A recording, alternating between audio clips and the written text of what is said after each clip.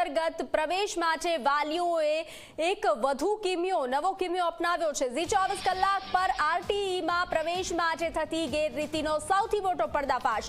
આવકના દાખલામાં છેડછાડ કરવામાં આવી હોવાનો ખુલાસો થયો છે। ઓરિજિનલ આવકના દાખલામાં ગોલમાલ કરી આવક ઓછી બતાવવામાં આવી। બોગસ આવકના દાખલા સાથે અરજી જમા કરાવવામાં આવી। જિલ્લા શિક્ષણ અધિકારીની ટીમે આ ગોલમાલને પકડી પાડી છે। આવકના દાખલામાં આપેલા QR કોડથી ભાંડો ફૂટ્યો। મામલતદાર સાથે વાત કરી તમામ આવકના દાખલાની ખરાઈ કરવામાં આવી। 250થી વધુ વાલીઓએ આ રીતે ગોલમાલ કરી અરજી કર્યાનો ખુલાસો થયો છે। ડીઓએ તમામની અરજી છેલ્લા દિવસે રદ કરી રાત્રે 12 વાગ્યા સુધી ટીમે આવકના દાખલાની ખરાઈ કરી। તમામની અરજી રદ કરી વર્ષ 2025-26માં આ રીતિને ગેરરીતિ ન કરવા સૂચના આપવામાં આવી છે। હવે જો ગેરરીતિ કરશે તો પોલીસ ફરિયાદની ચીમકી ઉચ્ચારવામાં આવી છે। તો બોગસ આવકના દાખલા સાથે અરજી જમા કરાવવામાં આવી હોવાનો ખુલાસો થયો છે। રાજ્ય સરકાર દ્વારા ગરીબ પરિવારના જે વિદ્યાર્થીઓ છે તે ભણી શકે સારી શાળાઓમાં તેના માટે આરટીઈ અંતર્ગત પ્રવેશ આપવામાં આવતો હોય છે, પરંતુ કેટલાક જે વાલીઓ છે તે વાલીઓએ આવકના જે દાખલા છે તે દાખલા સાથે ચેડા કરીને જે આવક છે તે આવક કરતા ઓછી આવક બતાવવામાં આવી છે। હાલ આપણી સાથે જિલ્લા શિક્ષણ અધિકારી જોડાયા છે। જી સર, આરટીઈ અંતર્ગત જે આવકનો દાખલો છે તેની સાથે ચેડા કરવામાં આવ્યા છે, શું છે? વર્ષ 2024-25ની અંદર જે વાલીઓએ આવકના પ્રમાણપત્ર મામલતદાર કચેરી કે જ્યાંથી સક્ષમ અધિકારી પાસેથી મેળવેલા હોય અને એમાં છેડછાડ કરી અને પ્રવેશ મેળવવા માટે થઈ આવક ઓછી કરી અને રજૂ કરતા હોય છે, તો આ તમામ વાલીઓના અમે વેરિફિકેશન કરાવીએ છીએ કે જેથી કરીને આ વાલીઓ પણ પ્રવેશ ન લઈ શકે। એટલે આ વાલીઓ જેટલા પણ વાલીઓ આવા હતા એ તમામને એડમિશન આપવા જ નથી દીધા કે જેથી કરીને એડમિશન માટેનો લાભ જ નથી આપ્યો। ફોર્મ ટોટલી કેન્સલ કરવામાં આવ્યા છે, જેથી કરીને એક પણ વાલીને આ પ્રકારનો પ્રવેશ આપવામાં આવ્યો નથી। એટલે વર્ષ 2024-25નું પૂર્ણ થયું છે, પરંતુ હવે વર્ષ 2025-26ની એડમિશનની પ્રોસેસ શરૂ થઈ રહી છે, ત્યારે આ તમામ સુરત શહેરના તમામ વાલીઓને જણાવવાનું કે કોઈપણ પ્રકારની આવી બાબતો જાણવા મળશે તો તેના વિરુદ્ધમાં કાયદેસરની કાર્યવાહી કરવામાં આવશે। એટલે કોઈપણ વાલીઓ જે છે આવું કોઈપણ પ્રકારનું કૃત્ય સરકારી પત્ર સાથે ન કરે એ જણાવવામાં આવે છે। સર, આવા કેટલા વાલીઓએ આવકના દાખલા સાથે ચેડા કર્યા છે? અત્યારે હાલ રેકોર્ડ મારી પાસે ઉપલબ્ધ નથી, પરંતુ એટલું કહી શકું કે 250 કરતાં પણ વધુ વાલીઓ હતા કે જેના આવા એડમિશન જે છે આપવા માટેની જે પ્રોસેસ જે ફોર્મ હતા એ ફોર્મ જ રિજેક્ટ કરવામાં આવ્યા છે કે જેથી કરીને આ વાલીઓ પ્રવેશ મેળવી શક્યા નથી। સર, આટલી મોટી ઘટના આપના ધ્યાને કઈ રીતે આવ્યું, આખું કઈ રીતે પકડી પાડ્યું આપે?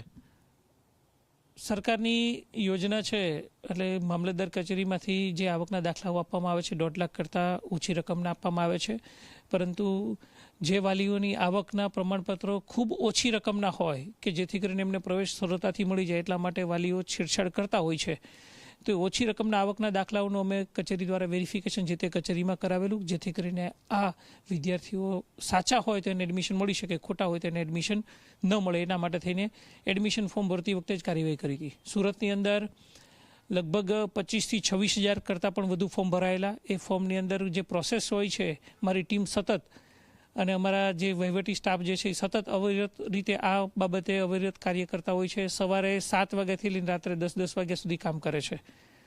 છેલ્લા દિવસોની અંદર તો રાત્રે 12 વાગ્યા સુધી બેસી અને આ બધા જ ફોર્મ રિજેક્ટ કરવામાં આવેલા જેથી કરીને આ વાલીઓ એક પણ પ્રકારનું એડમિશન ન લઈ શકે। સર, લોકોને શું અપીલ કરશો જેઓ આ રીતે પ્રમાણપત્ર સાથે ચેડા કરે છે? ખોટા વાલીઓ કોઈપણ પ્રકારના પ્રવેશ ન મેળવે, જો એ પ્રવેશ મેળવશે તો નિયમ અનુસાર કાર્યવાહી હવે કરવામાં આવશે। છેલ્લી વાર એમને જણાવવામાં આવે છે અને તાકીદ કરવામાં આવે છે કે હવે કોઈપણ વાલીઓ કોઈપણ પ્રકારના ખોટા વાલીઓ પણ જેની આવક વધુ હોય અને ખોટી ઓછી બતાવીને પણ પ્રવેશ ન મેળવે અને ઓછી આવક 1.5 લાખ કરતાં ઓછી આવકના પ્રમાણપત્રમાં પણ કોઈપણ પ્રકારની છેડછાડ કરે અને પ્રવેશ મેળવવા માટેની કાર્યવાહી ન કરે। તો આ જિલ્લા શિક્ષણ અધિકારીઓએ સ્પષ્ટપણે કહ્યું છે કે જે આવકનો જે દાખલો છે જે સરકારી પુરાવા ગણી શકાય તેની સાથે જો છેડછાડ હવે કરવામાં આવશે તો આગામી સમયમાં કાયદેસરની કાર્યવાહી હાથ ધરવામાં આવશે। કેમેરામેન વિજય વેસાણે સાથે ચેતન પટેલ, ઝી મીડિયા, સુરત। તો સંવાદદાતા ચેતન જોડાઈ ચૂક્યા છે. ચેતન, ઝી 24 કલાક પર પર્દાફાશ, આરટીઈમાં પ્રવેશ માટે મોટી ગેરરીતિ આચરવામાં આવી છે, પર્દાફાશ થયો છે. કયા પ્રકારના પગલાં ભરવામાં આવશે હવે?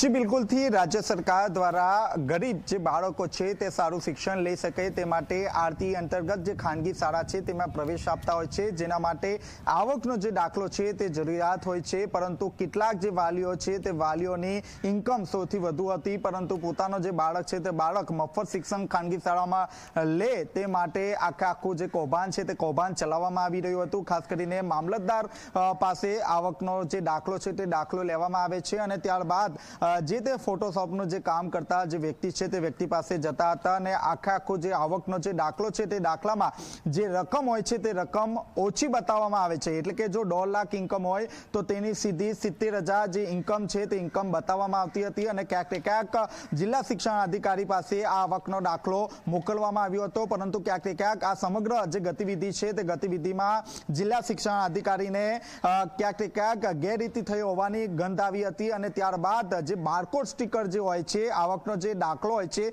ત્યાં બારકોડ જે સ્કેન કરતા આખું જે ઓરિજિનલ જે પ્રમાણપત્ર છે તે બહાર આવી જતું હોય છે. શરૂઆતમાં એક બારકોડ સ્કેન કરવામાં આવ્યું હતું, જેમાં ઓરિજિનલ જે રકમ છે તે રકમ આવી ગઈ હતી, જેને કારણે જિલ્લા શિક્ષણ અધિકારીએ 28,000 જેટલા જે ફોર્મ છે તે ફોર્મની ચકાસણી કરવામાં આવી હતી. રાતે 12 વાગ્યા સુધી આ તમામ જે ફોર્મો છે તે ફોર્મોની ચકાસણી કરવામાં આવી હતી, જેમાં 250 થી વધુ જે વાલીઓએ આ રીતે ગેરરીતિ કરી હોવાનું સામે આવ્યું છે. આ તમામ જે અરજીઓ છે તે છેલ્લા દિવસે રદ કરી દેવામાં આવી છે. સાથોસાથ જિલ્લા શિક્ષણ અધિકારીએ આવા વાલીઓને ચેતવણી આપી છે કે જો બીજી વાર આ રીતની ગેરરીતિ કરશો તો તાત્કાલિક ધોરણે પોલીસ ફરિયાદ કરવા સુધીના જે પગલાં છે તે પગલાં ભરવામાં આવશે. હવે વર્ષ 2025-26 માટે આરટીઈ અંતર્ગત ફોર્મ ભરવાની પ્રક્રિયા શરૂ થશે તે પહેલા જ જે ચેતવણી છે ચેતવણી આપી દેવામાં આવી છે. સાથોસાથ જે આખું જે નેક્સસ જે ચલાવતા હતા તે આ ઓપરેટ કોણ કરી રહ્યું છે, કોણે આ રીતે એડિટ કરવામાં આવ્યું છે